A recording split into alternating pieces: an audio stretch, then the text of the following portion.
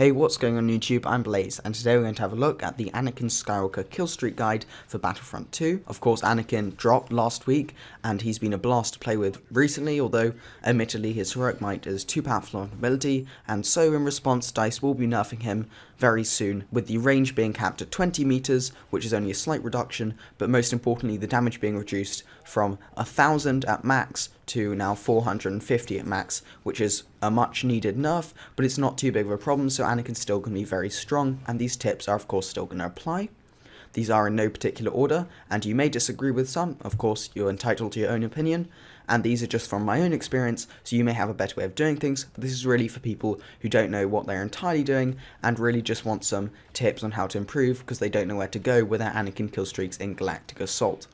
The first tip is plain and simple to stick with your team, and this isn't just because, oh, play the objective, you know, we like players who play the objective kind of nonsense. Even though that does apply here, it's mainly about Anakin Skywalker's retribution ability, which charges up when your teammates get damaged. Now obviously you running out there and getting shot yourself isn't a great option, however when you stick around your team and they take damage and you charge up your retribution ability, which will be really powerful, especially as it now does the same max damage as heroic might after the nerf, so that's going to be really useful to have that up as often as you possibly can. Also, if you're going for high kill streaks, flanking round takes time as opposed to attacking the enemy head on with your team, which works really well, and of course that's due to the fact that Anakin is extremely powerful, so doesn't really need the safety of being able to approach his enemies from the rear where they won't be shooting him, but can just go in there straight head on, pop heroic might, retribution, whatever. He's probably going to survive, especially with so much health. So if you're looking for the biggest kill streaks,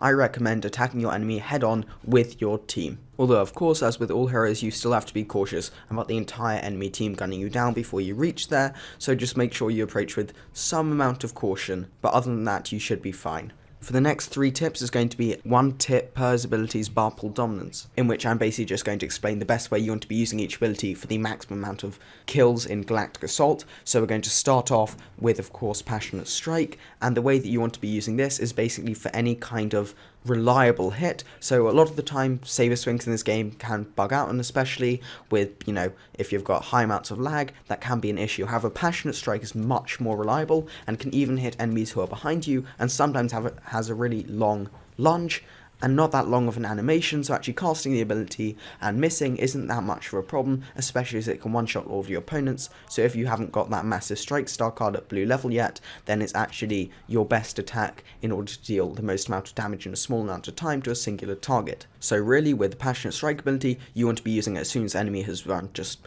to your side or behind you, at which point Anakin will probably lock on, turn around, and hit that person, obviously against heavies for example, but one of the best ways to use it is if you pull a group of enemies towards you. Using Passionate Strike is much more likely to hit all of them as opposed to one of his swings, at which point if you miss, they'll just stand up and start shooting you in the face, and that's obviously not good news for you. So in summary, whenever you come across an enemy that you need to delete quickly, either because his teammate's about to shoot you or for some other reasons, then immediately pop Passionate Strike. Also pull dominance, then Passionate Strikes works really well. And now for the third tip on heroic might. Unless you are sure you can rack up a 6-man or a 7-man multi-kill with heroic might because there are so many enemies bunched together, actually holding in the heroic might for the full duration can actually be quite lengthy time-wise, which obviously doesn't mean you get damaged that much because you still have the 90% damage reduction, but what it does mean is that you waste time when you could otherwise be getting kills, and especially with the longer kill streaks, every second counts towards, you know, the extra few kills, especially in a long game like Theed for example, where a few seconds could be multiple kills, especially on the deadly corridors, and then obviously that compounds over time. So if you're saving time every time you use heroic might, then by the end you're going to have 10-20 more kills than you would have otherwise. And so what I recommend with heroic might is charging in for a very short time until someone shoots you, but more importantly you can chain it with other abilities and you can move into a group of weakened enemies. Either you weaken them first with your lightsaber, or then you first use heroic might and then slash them down, or probably my favourite is using pull dominance and then immediately double tapping heroic might to kill all of those regulars, which is a great way to finish them off and is much faster than holding in the heroic might for the full long animation. Yes, it's cool to get those long multi-kills, but it doesn't actually help your overall kill streak that much. The fourth and penultimate tip is going to be how to use retribution to maximize your efficiency in Galactic Assault. So Whilst it's pretty viable to jump into a large group of enemies and use Retribution to kill them all off, it's actually in those situations much better to use Heroic Might instead, even after the nerf,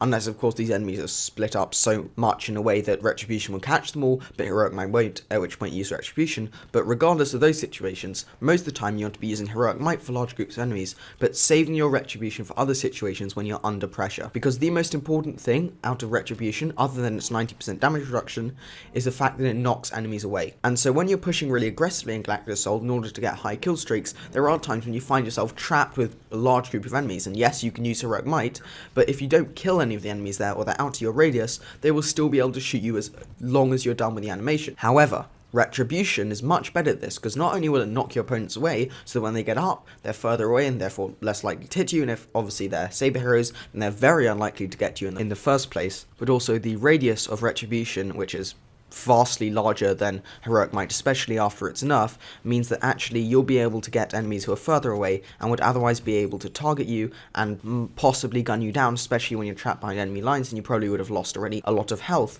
And so what you can do then is, by popping Retribution instead of Heroic Might after you've saved it, then you'll be able to get back to your team and continue your kill streak with safety. The final tip is pretty simple. It's a star card tip. You want to use Massive Strikes, which increases the damage of your strikes, and you want to upgrade that to blue level, so you'll start one-shotting all the regular classes apart from heavy. And this is huge in terms of time saving and survivability, because those extra swings can mean a lot of health in Galactic Assault, especially if the enemy team is somewhat decent. So really upgrading this card is amazing. Obviously health cards as well, but don't include these in these kill streak guides because those are pretty self-explanatory, and really you should know that health cards are a must in Galactic Assault. Hey guys, that's going to wrap up this video. Hope you enjoyed. Leave a like if you did, subscribe for more content like this, leave a comment with your feedback below.